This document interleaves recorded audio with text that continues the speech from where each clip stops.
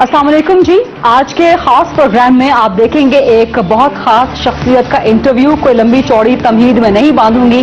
میرے ساتھ موجود ہیں سابق چیف جسٹس آف پاکستان اور اب Pakistan justice and democratic party کے سربراہ جناب افتخار محمد چودھری صاحب. السلام علیکم جسٹس افتخار محمد چودھری صاحب، بہت شکریہ وقت دینے کے لیے. بہت مہربانی. وعلیکم السلام. جیسا کہ آپ نے کہا کہ ان دنوں آپ اپنی پارٹی کے معاملات میں کافی بزی ہیں، تو پورا پاکستان بھی آج کل ان دنوں بڑی گرما گرم خبروں میں بزی ہے. جسٹس صاحب، سب سے اہم خبر جنرل پرویز مشرف کی ملک سے روانگی ہے. کچھ لوگ کہہ رہے ہیں کہ ڈیل ہوئی ہے، کچھ لوگ کہہ رہے ہیں این آر او ہوا ہے، کچھ لوگ کہہ رہے ہیں کہ آرٹیکل 6 کی اب ضرورت ملک میں نہیں رہی. حکومت کہتی ہے عدالت نے بھیجا ہے، کچھ لوگ کہتے ہیں کہ عدالت نے کوئی واضح احکامات نہیں دیے تھے.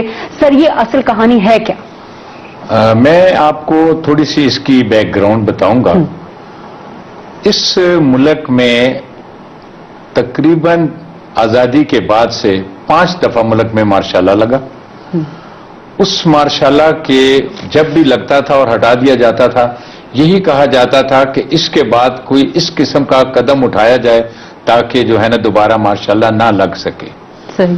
تو یہ جوڈیشری نے پہلی دفعہ، اس سے پہلے کبھی بھی یہ نہیں ہوا کہ مارشاء اللہ کے خلاف ریسٹرینڈ آرڈر پاس کیا، مارشاء اللہ کو روکنے کا آرڈر پاس کیا 3 نومبر 2007 کو. جی.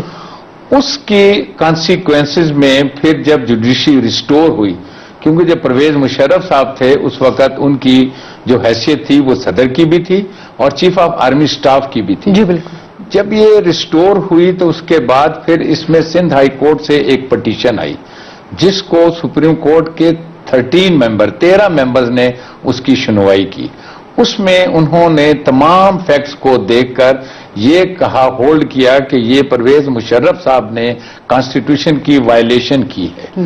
اور اس کے بعد پھر آپ کو پتہ ہے وہ ملک سے باہر چلے گئے. پھر ایک ڈیموکریٹک گورنمنٹ قائم ہوئی، اللہ کا شکر ہے وہ قائم رہی، بڑے ٹرمائل بھی آئے لیکن اس کے باوجود وہ حکومت چلتی رہی. اس کے بعد پھر جب دوبارہ الیکشن ہونے کا ہوا تو یہ تشریف لے آئے. جب یہ تشریف لے آئے تو ہمارے سپریم کورٹ کے ہی ایک بینچ نے وہ جو ہماری 31 جولائی کی ججمنٹ تھی اس کے کانسیکوینسز میں کہا کہ بھئی اب کیا ہوگا. تو حکومت نے اسی موجودہ حکومت میں جس کے نواز شریف صاحب اب جو ہے نا سربراہ ہیں، انہوں نے اپنے اٹارنی جنرل کے ذریعے، جن کا نام ہے منیر ملک، سینئر کونسل ہیں، اس وقت اٹارنی جنرل تھی، کورٹ میں سٹیٹمنٹ دی کہ ہم جو ہے نا ان کے خلاف ٹرائل کریں گے. اور ساتھ ہی ساتھ کورٹ نے یہ کہا کہ ان کو جو ہے نا جب تک یہ یہاں پر ہے ان کو حکومت کی ذمہ داری ہوگی کہ باہر نہ جانے دیا جائے. اس سے زیادہ آرڈر نہیں تھا. اس کے بعد پھر انہوں نے اس کا نام ECL پہ ڈال دیا. پھر آپ کو پتا ہے کہ وہ کمپلینٹ فائل ہوئی، کورٹ کانسٹیٹیوٹ ہوئی. کورٹ کانسٹیٹیوٹ کرنے کے بعد ان کا ٹرائل بھی شروع ہو گیا. ٹرائل کی بھی لمبی ہسٹری ہے. کبھی یہ چارج فریم کرنے کے لیے نہیں جاتے تھے، کبھی کچھ ہوتا تھا، بہت سے اس قسم کی باتیں ہوتی رہیں.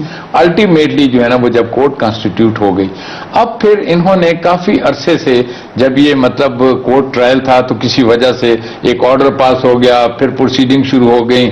مطلب وہ تھا تمام جو ہے نا ایک جوڈیشل پروسیس میں ان کو فل اپرچونٹی ملتی. نہیں سر، آپ یہ سمجھائیے گا کہ جنرل پرویز مشرف کو ملک سے باہر عدالت نے بھیجا ہے یا حکومت نے؟ اسی کے میں اسی سیکوینس میں آپ کو بتا رہا ہوں نا.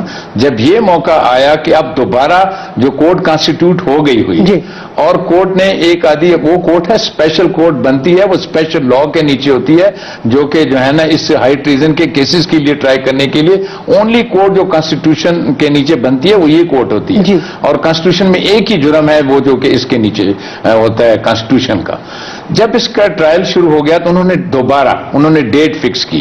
اس درمیان میں سپریم کورٹ نے ایک آرڈر پاس کیا تھا جس کو جسٹس صاحب آصف سعید کوثر صاحب ہیڈ کر رہے تھے اس بینچ کو. انہوں نے کہا کہ ان کا ٹرائل ایکسپیڈائٹ کیا جائے.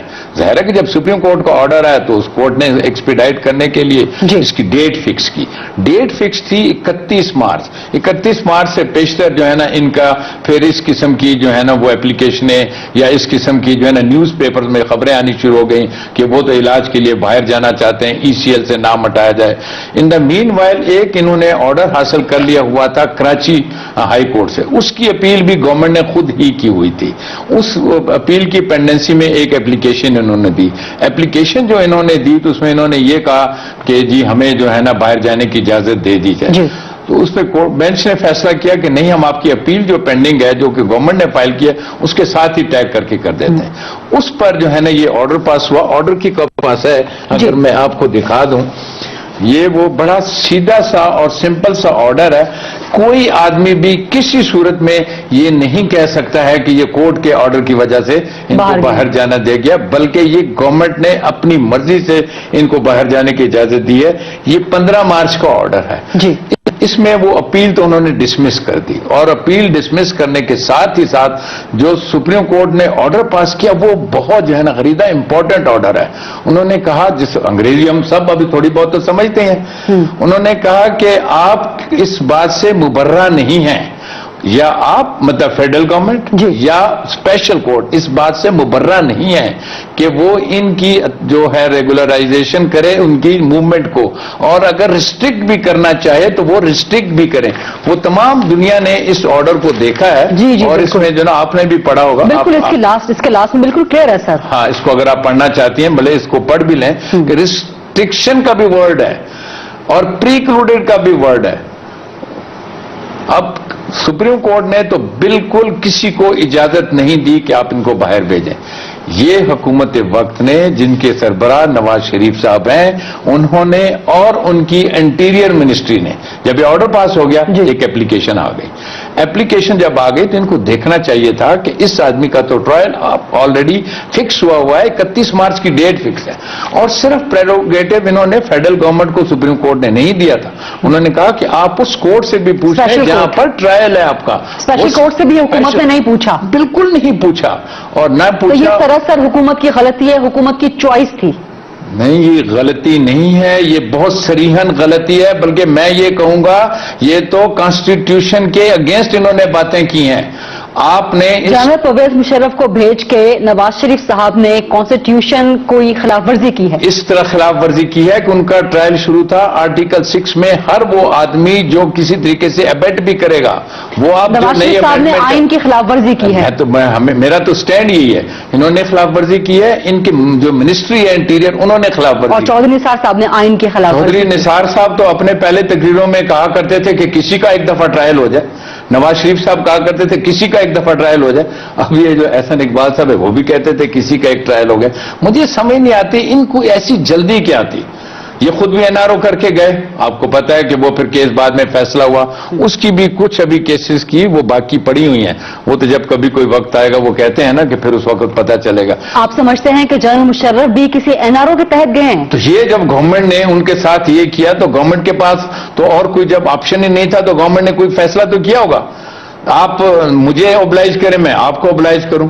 جنرل پرویز مشرف نے ان کو اوبلائز کیا تھا جب یہ سعودی عرب تشریف لے گئے تھے، اب انہوں نے ان کو اوبلائز کر دیا. یہ تو یہی کچھ سمجھتے ہیں کہ این آر او ہوا ہے. نہیں تو اس کو کیا کہیں گے. یہ جب سپریم کورٹ کا آرڈر کلیئر ہے کہ آپ کا پریروگیٹو، آپ پریکلوڈیڈ نہیں ہیں ریسٹرکشن کرنے کے لیے، اور ساتھ ہی ساتھ فیڈرل وہ جو کورٹ ہے اسپیشل ان دونوں میں سے آپ نے کورٹ سے تو پوچھا ہی نہیں. آپ سابق چیف جسٹس آف پاکستان ہیں، آپ بہت ذمہ داری کے ساتھ یہ بات کہہ رہے ہیں کہ نواز شریف صاحب اور چودھری نثار صاحب نے آئین کی خلاف ورزی اس لیے کی ہے کہ انہوں نے خلاف ورزی کی ہے کہ آرٹیکل 6 کا ایک ٹرائل ہو رہا تھا، اس کی 31 تاریخ کو ڈیٹ فکس تھی اور اس میں ان کا سٹیٹمنٹ ہونا تھا جو کہ بہت ہی امپورٹنٹ. کیا کوئی کارروائی ہونی چاہیے؟ نواز شریف صاحب وزیر اعظم ہیں. کارروائی تو فیڈرل گورنمنٹ کا کام ہے، وہ تو ان کو خود بھی سوچنا چاہیے.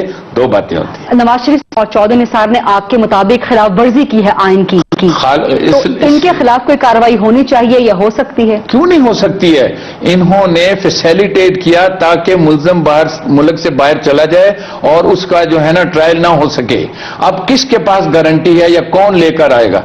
چودھری نثار صاحب تو کہتے ہیں کہ ہمارے پاس کوئی گارنٹی نہیں ہے کہ جنرل صاحب. بالکل ان کو سب کو پتا تھا کہ کوئی گارنٹی نہیں ہے، لا ہی نہیں سکتے.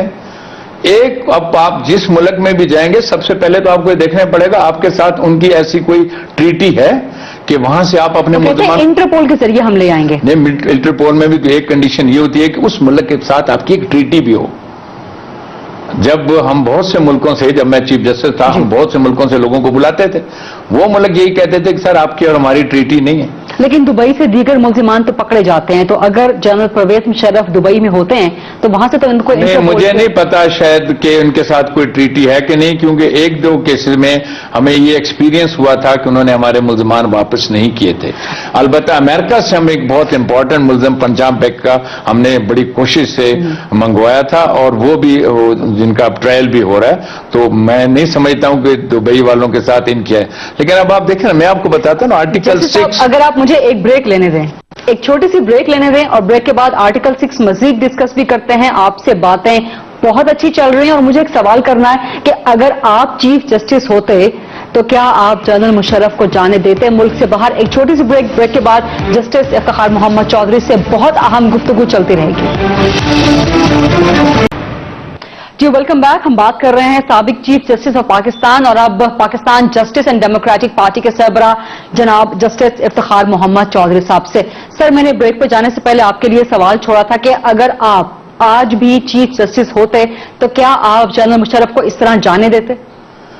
تو اگر میں ہوتا یا موجودہ جو چیف جسٹس ہیں جنہوں نے اس بینچ کو ہیڈ کیا، انہوں نے بھی اس کو نہیں جانے دیتا.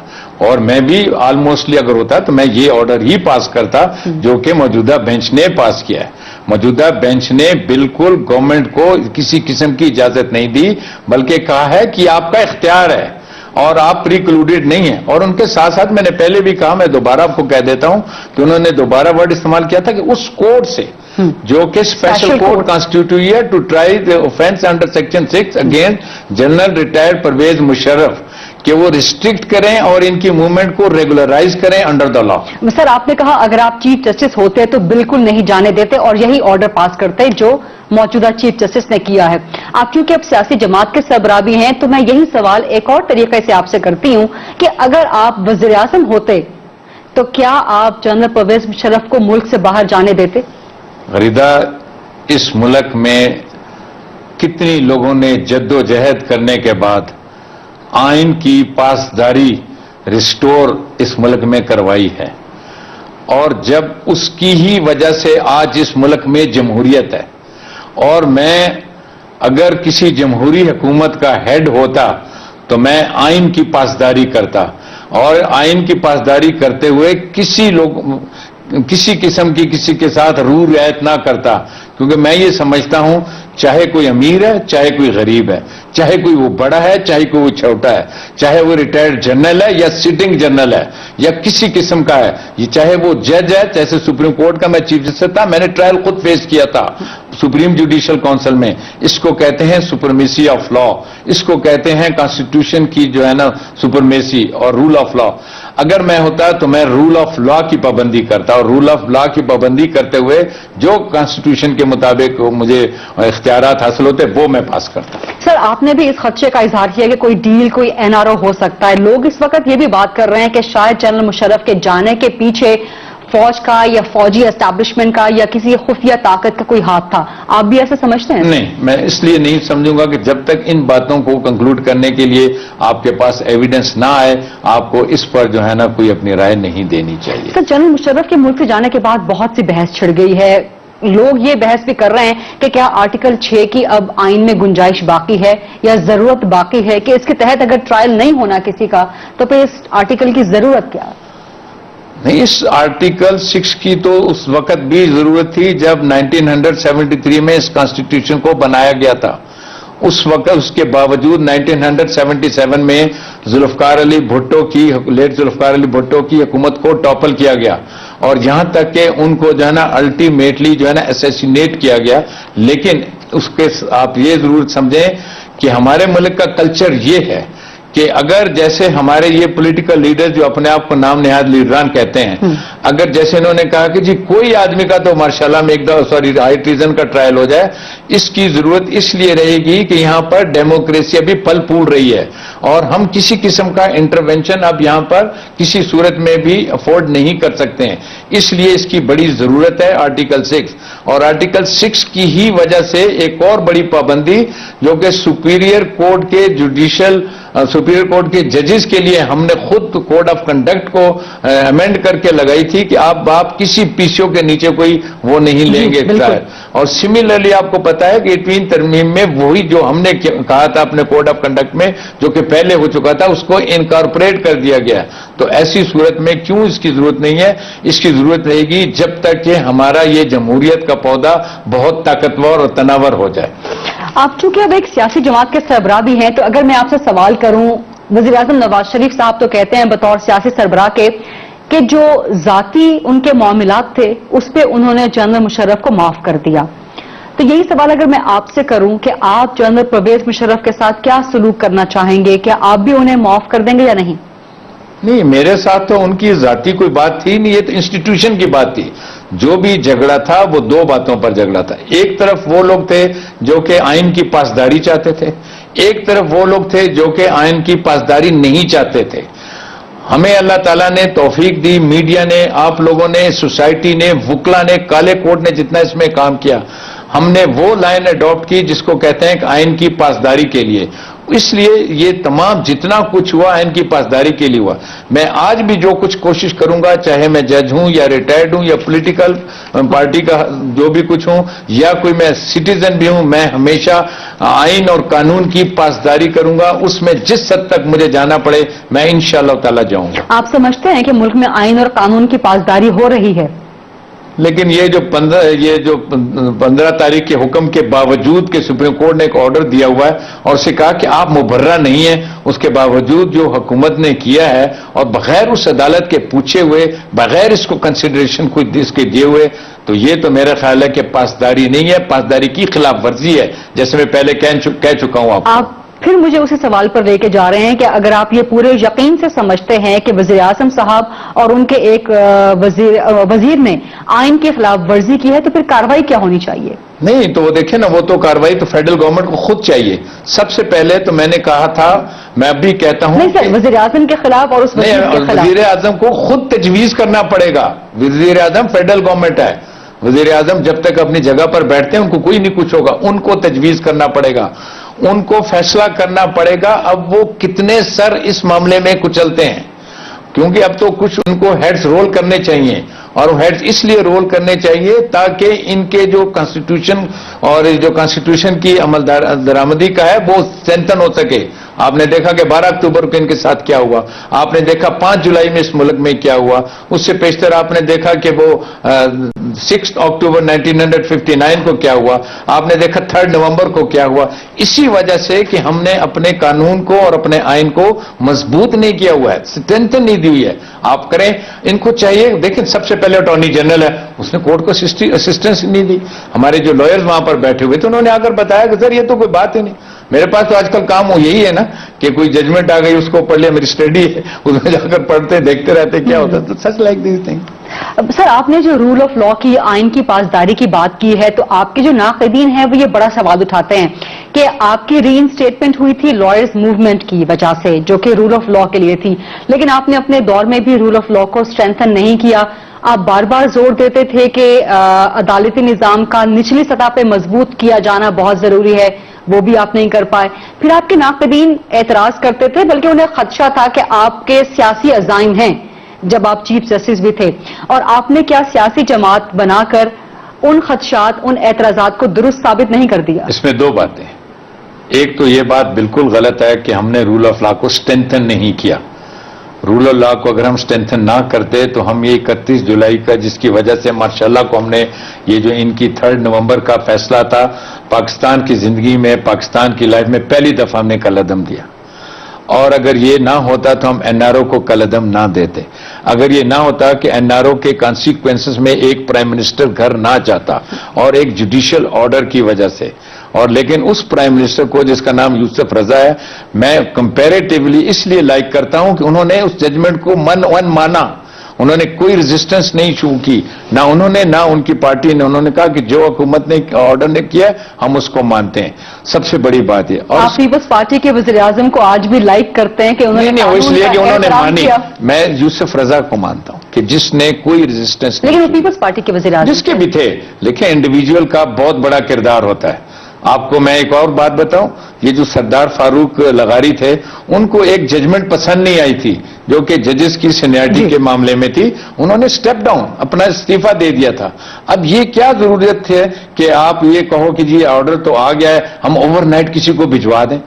آپ کم از کم اس کورٹ سے پوچھ لیتے جہاں پر یہ کیس پینڈنگ ہے کہ صاحب آپ نے اس کی ہیئرنگ رکھی ہوئی ہے، کس دن آپ اس کو آدمی کو چاہو گے؟ اس کو کہہ دیتے کہ جی آپ ہمیں گارنٹی دے دیں، اس کو کہہ دیتے کہ آپ 31 مارچ کے بعد چلے جائیے گا، ہم آپ کا آپ کو لگتا ہے کہ جنرل مشرف اب واپس آئیں گے؟ نہیں، دوسری بات آپ نے کہا کہ آپ نے اسٹرینتھن نہیں کیا۔ جی، میں نے نیشنل جوڈیشل پالیسی اس ملک میں نافذ کی، جس کی وجہ سے تمام لوور کورٹس کے جتنے پرانے کیسز تھے اور جتنا ان کو اسٹرینتھن کرنا تھا میں نے اس کو اسٹرینتھن کیا۔ آج بھی لوگ اس سے فائدہ اٹھاتے ہیں، لیکن جو ناقدین ہیں کہتے ہیں پولیٹیکل پارٹی، میں 2 سال تک ایز اے مطلب جو مجھ پر کانسٹیٹیوشن کی وجہ سے قدغن تھا اس کی میں نے پابندی کی، اور اس کے بعد میں ایک شہری ہوں۔ ہر شہری آرٹیکل 17 کے نیچے، چاہے وہ جج رہا ہو چاہے وہ جج نہ رہا ہو، اس کو اختیار حاصل ہے کہ وہ کسی بھی ایسوسی ایشن میں جائے اور جو بھی کوئی ایکٹیویٹی کرے۔ سر ایک چھوٹی سی بریک کا وقت ہوا ہے، لیکن میرے سوال کے تیسرے حصے کا جواب ابھی آپ نے دینا ہے کہ آپ کے ناقدین اعتراض کرتے تھے کہ آپ کے سیاسی عزائم ہیں، تو سیاسی جماعت بنا کے آپ نے وہ اعتراض درست نہیں کر دیا۔ تو میں نے آپ کو جواب دے دیا نا کہ میں نے 2 سال خاموش رہا۔ 2 سال تک کوئی آپ میرے ریکارڈ پر کوئی پولیٹیکل سٹیٹمنٹ دکھائیے، کوئی میری پولیٹیکل ایکٹیویٹی دکھائیں۔ وہ 2 سال کی تو آئی اور قانونی لیکن اس کے بعد جو بھی ہے، لیکن اس کے فوراً بعد آپ نے سیاسی جماعت بنا آرٹیکل لی۔ 17 کو آپ پڑھیں نا، دیکھیں ہم کانسٹیٹیوشن کے ساتھ جو ناقدین ہیں ان سے کہیں کہ آپ نے کانسٹیٹیوشن کی بھی تو ہم نے فالو کیا ہے، ہم تو کانسٹیٹیوشن کے باہر گئے ہی نہیں ہیں۔ ٹھیک سر، ایک بریک لینے دیں اور کانسٹیٹیوشن سے باہر جو کام ہوئے ہیں، جو لوگ باہر گئے ہیں، ان کی واپسی کے بارے میں آپ سے سوال کروں گی ایک چھوٹی سی بریک کے بعد۔ جی ویلکم بیک، ہم سوال جواب کر رہے ہیں سابق چیف جسٹس آف پاکستان اور اب Pakistan justice and democratic party کے سربراہ جناب جسٹس افتخار محمد چودھری صاحب سے۔ سر یہ بتائیے گا جنرل مشرف واپس آئیں گے کہ نہیں آئیں گے خود سے؟ نہیں، اگر کوئی خود سے نہیں آئے گا تو قانون میں تو بہت بڑی گنجائش ہے۔ دیکھیں پھر وہی بات آ جاتی ہے رول آف لا، قانون سے کوئی بڑا نہیں ہے، اور جو بھی کچھ ہوگا قانون کے مطابق ان کو واپس آنا پڑے گا، کیونکہ ان کے خلاف ایک ہائی ٹریزن کا کیس یہاں پر پینڈنگ ہے۔ دیر تو ضرور ہو جائے گی، لیکن اب جنہوں نے بھجوایا ان کی بھی ذمہ داری ہوگی اور وہ دیکھیں کہ پھر کیسے لاتے ہیں، لیکن عدالت کے پاس اختیارات بڑے واپس لانے کے۔ آپ نے بڑی زبردست بات کی ہے، کچھ آگے چلتے ہیں کیونکہ میرے پاس وقت بڑا کم ہے، آپ سے باتیں، آپ سے سوالات بڑے پوچھنے والے ہیں، کچھ آپ کی سیاسی جماعت کے بارے میں بات ہو جائے، منشور اور آپ کے ویژن کے بارے میں تو سر میں سوال کروں گی، لیکن مجھے یہ بتائیے گا سیاسی جماعت کی آپ کی فنڈنگ کون کر رہا ہے سر؟ سیاسی جماعت کی ہماری فنڈنگ کوئی ایسا امیر آدمی نہ کر رہا ہے نہ کرے گا۔ سیاسی جماعت کی فنڈنگ ہمارے ورکر خود کرتے ہیں۔ آپ کو لگتا ہے کہ آپ کی جماعت کو پذیرائی ملے گی عوام میں؟ جو 25 دسمبر سے لے کر 23 مارچ تک، کل ہم نے ایک 23 مارچ کا ایک پروگرام بھی کیا، اس کی وجہ سے تو میں سمجھتا ہوں کہ اللہ کی مہربانی سے اس جماعت کو سب سے زیادہ پذیرائی ملے گی۔ لیکن سر کیا وجہ ہے، جب آپ چیف جسٹس تھے تو آپ کی ایک ذرا سی بات بھی ٹکرز کے طور پہ چلتی تھی، بریکنگ نیوز کے طور پہ فلیش ہوتی تھی، لیکن کل آپ نے بڑا زبردست ایونٹ کیا 23 مارچ کے حوالے سے، اور آپ نے بڑا تھیمیٹک ایونٹ کیا کہ شہری آبادی کو بھی اور دیہی آبادی کو بھی ملا کر آپ نے 23 مارچ کا ایونٹ کیا، لیکن نہ کہیں ٹکر چلے، نہ کہیں بریکنگ نیوز فلیش ہوئی، نہ ہی نیوز پیپرز میں آج کے سر کہیں خبر آئی، ایسا کیوں ہے سر؟ نہیں، خبر تو نیوز پیپرز میں آئی ہوئی ہے، اور ٹکرز وغیرہ کو مجھے پتا نہیں کیونکہ میں پروگرام میں تھا۔ اسی تناسب سے میں پوچھ رہی تھی کہ کیا آپ نہیں، یہ وہ کوئی بات نہیں، یہ باتیں یہ کوئی ایسے اس سے نا امید ہونے کی بات نہیں ہوتی ہے، اس سے تو بلکہ ہمیں امید اور ہوتی ہے کہ ہم اپنے کام کو اور مزید بہتر بنائیں۔ بہت اچھی بات ہے سر، آپ کا ویژن کیا ہے اپنی سیاسی جماعت کو کامیاب کرنے کے لیے؟ ہمارے پاس تو دیکھیں اس ملک میں یہ جو موجودہ سسٹم ہے جس کو ہم کہتے ہیں پارلیمانی جمہوری سسٹم، اس کو میں سمجھتا ہوں کہ یہ اس ملک میں ڈیلیور نہیں کر سکا، اور جو میں اس کی لیڈ لیتا ہوں وہ میں اپنے جو ہمارے قائد تھے، قائد اعظم محمد علی جناح، ان کے ویژن سے لیتا ہوں۔ وہ میں یہ لیتا ہوں کہ اگر یہ سسٹم یہاں پر نہیں چلا ہے تو آپ کو اس لیے اس ملک میں جمہوری صدارتی نظام لانا پڑے گا، تاکہ وہ لوگوں کے گراس روٹ تک لوگ امپاورڈ ہوں, لوکل باڈی اسٹرینتھن ہوں, اور لیجسلیشن میں جو لوگ آئیں وہ صرف جو ہے نا کانسٹیٹیوشن یا پھر آئیں وہ جو قانون ہے اس کی جو ہے نا اس کو بنائیں, اور تاکہ لوگوں کو گورن کرنے کا ایک صحیح طریقہ نکلے. سر آپ نے گورننس کی بات بھی کی ہے, لیکن اس سے پہلے آپ نے بڑی زبردست بات چھیڑ دی صدارتی نظام کی. قائد اعظم رحمۃ اللہ علیہ تو گورنر جنرل تھے, لیکن ان کے بعد سے صدارتی نظام سر پاکستان میں ڈکٹیٹرز کا فیورٹ رہا ہے. سو آپ اگر صدارتی نظام کو پسندیدہ کہتے ہیں تو یہ بات سر ہضم نہیں ہوتی کہ ڈکٹیٹرز کا نظام پسندیدہ, جسٹس خار کا پسندیدہ کیسے ہو سکتا؟ نہیں, وہ میں آپ کو بتا دیتا ہوں کہ امریکہ میں, فرانس میں اور بہت سے ملکوں میں صدارتی نظام کسی ڈکٹیٹر نے نافذ نہیں کیا ہوا ہے. صدارتی نظام لوگوں کے نمائندوں نے کیا ہوا ہے. اب وہ آج کل ڈیبیٹ پاکستان میں ڈکٹیٹرز کا میں ایک منٹ مجھے دے دوں.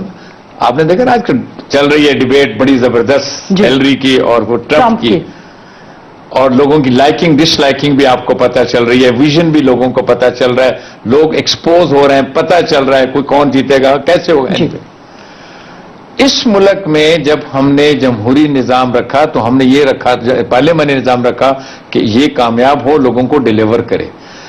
اب جب یہ ڈیلیور نہیں کر سکا تو پھر وہ قائد اعظم کا ویژن ہے کہ وہ یہ سسٹم جو ہے یہ صرف جو ہے نا برٹش میں کامیاب ہو سکتا ہے. اور اب آپ نے کہا ڈکٹیٹرز نے صرف اپنے آپ کو اسٹرینتھن کرنے کے لیے, کیونکہ وہ عوام سے نہیں ہوتے ہیں.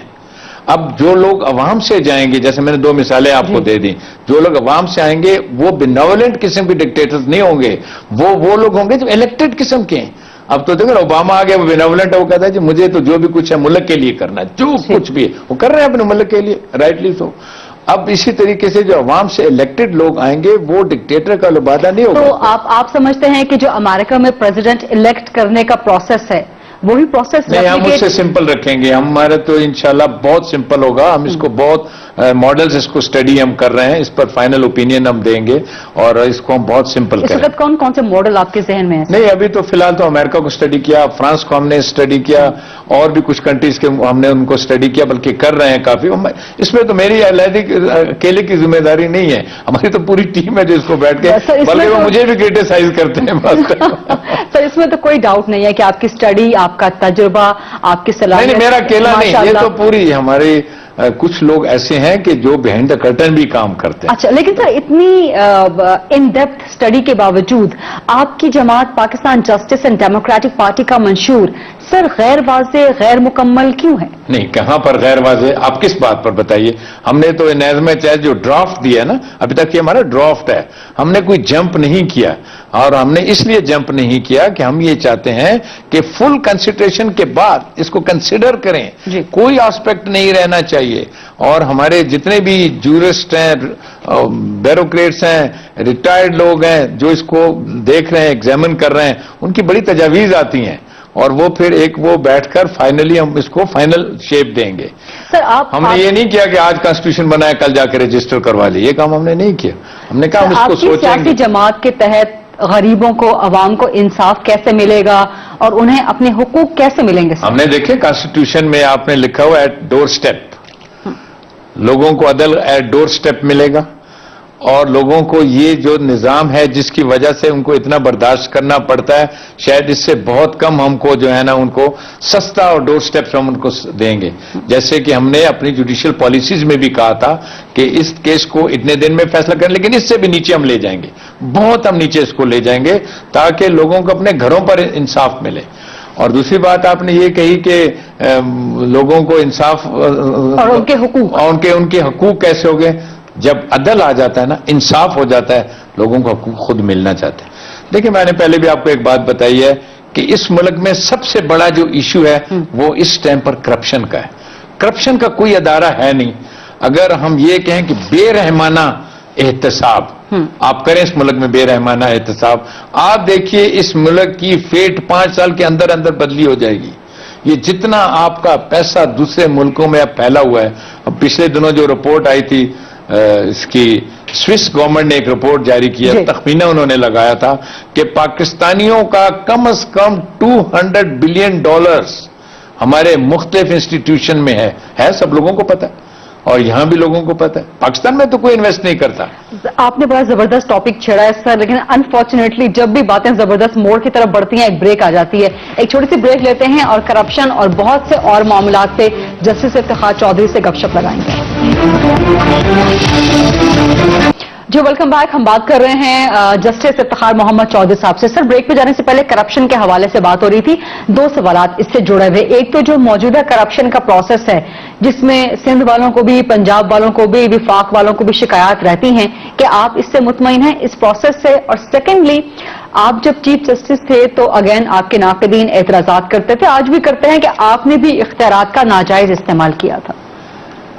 اب کرپشن میں اور اختیارات میں تو دو فرق ہونا چاہیے نا. اور جہاں تک کرپشن کا تعلق ہے، یہ ہماری پارٹی کا ایک اصول ہے، بلکہ پلر ہوگا. یہ ہمارے 3 پلرز ہیں: عدل، احتساب، مساوات. جب ہم احتساب کی بات کرتے ہیں تو ہم کہتے ہیں بے رحمانہ احتساب. اور جہاں تک سندھ کا اور دوسری گورنمنٹ کا تعلق ہے، میں ان کے ساتھ بالکل تیار، میں ان کے ساتھ ایگری کرتا ہوں. میرا یہ کہنا ہے کہ اگر آپ کو کرپشن میں کرنا ہے تو آپ پھر کراس دا بورڈ کریں. اس میں کوئی بھی جو ہے نا آپ کے پاس سیکریٹ کور نہیں ہونی چاہیے. اور جو بھی کچھ ادارے ان کو سپورٹ کر رہے ہیں کرپشن کو، ان کو ہم ضرور جو ہے نا اپریشیٹ کریں گے. لیکن آپ کے اس چینل کے توسط سے ان سے کہیں گے کہ آپ کوئی ڈسکریمنیشن نہ کریں، کیونکہ آپ کی کریڈیبلٹی اس ڈسکریمنیشن کی وجہ سے میں بھی کسی سٹیج پر کمپرومائز ہو جائے. نمبر 1. نمبر 2، جو آپ میرے ناقدین کی بات کرتے ہیں وہ مجھے یہ بتائیں کہ میں نے کون سے کیس میں 16 مارچ کے بعد جب میں ریسٹور ہوا ان کو کوئی میں نے مس ایکسرسائز پاورز کی یا جس کا مجھے کوئی فائدہ ہوا. اگر جو بھی میں نے کیا وہ اس لیے کیا کہ اس قوم کے لوگوں کے لیے. اب لوگ کہتے ہیں سو موٹو اور یہ وہ میں نے ایک جو چھابڑی والا بھی ہوتا تھا یا جو غریب آدمی بھی ہوتا تھا، میری کوشش ہوتی تھی کہ اس کے جو ہے نا گھر تک، دہلیز تک، اگر اس کی بچی اغوا ہو گئی ہے، اس کے ساتھ زیادتی ہو گئی ہے، کہیں بچے مر رہے ہیں، نوکریاں کمپرومائز کنفرمیشن نہیں ہو رہی، میں ان کے لیے کرتا تھا. آپ نے میرے اگلے سوال کا جواب خود ہی دے دیا. میرا سوال یہی سو موٹو کے بارے میں تھا کہ آپ پر بڑا اعتراض ہوتا تھا کہ آپ سو موٹو کا بہت زیادہ بے دریغ استعمال کرتے ہیں. آپ کے بعد آنے والے چیف جسٹس صاحبان نے ایسا نہیں کیا. تو کیا آپ نے غلط کیا یا اس کے بعد سو موٹو کا استعمال نہیں ہو رہا؟ میں کسی کو نہیں کہوں گا کہ انہوں نے کیوں نہیں کیا. میں یہ کہوں گا کہ میں نے strictly under the constitution so motto کا استعمال کیا اور اس کی وجہ سے لوگوں کو فائدہ بھی ہوا. آپ نے دیکھا کہ ایک زمانے میں یہ پیٹرول کی قیمتیں کہاں چلی گئی تھیں، ایک زمانے میں یہ گیس کی قیمت کتنی تھی، یہ سو موٹوز کے ریزلٹ تھے کہ ایک دم ڈاؤن ہم کو ان کو کرنی پڑی. آپ کو پتا ہے کہ پرویز مشرف کے وقت میں جب وزیر اعظم شوکت عزیز صاحب تھے، انہوں نے یہ پرائسز فکس کرنے کا جو فینومینا تھا یہ آئل کمپنیز کے ہاتھ میں دیا ہوا تھا. اس کو میں نے ختم کروایا، کمیشن میں نے اس پر بنوایا، کیوں مجھے پتا تھا کہ ایک بیسک ریکوائرمنٹ ہے لوگوں کی. اگر یہ لوگوں کو سستا نہیں ملے گا، گیس جو سوئی گیس تھی، ایک بجٹ آیا تھا اس میں ان ایڈورٹائزلی اس کی جو ہے نا پرائس انہوں نے بڑھا کر 100 پتہ نہیں کتنے کر دی تھی. اس کو بھی میں نے ریورس کیا تھا. آپ نے مجھے بڑا اہم ایشو یاد دلا دیا پاکستان سٹیل ملز کا بھی. وہ تو پھر اگلی نشست میں کسی وقت آپ سے 16 مارچ سے پہلے پاکستان سٹیل ملز پہ بھی آپ سے ڈسکشن کریں گے. لیکن سر جو میں نے آپ سے اختیارات کے ناجائز استعمال کا سوال کیا ہے وہ کسی وجہ سے کیا ہے اور میں وہ سوال انٹرویو کے آخر میں آپ سے کروں گی. لیکن ابھی مجھے یہ بتائیں کہ آج کل سیزن ہے سیاسی جماعتوں کے پنپنے کا، سیاسی جماعتوں کے بننے کا. ایک اور سیاسی جماعت مصطفیٰ کمال صاحب کی سیزن کیسے آپ نے کہہ دیا؟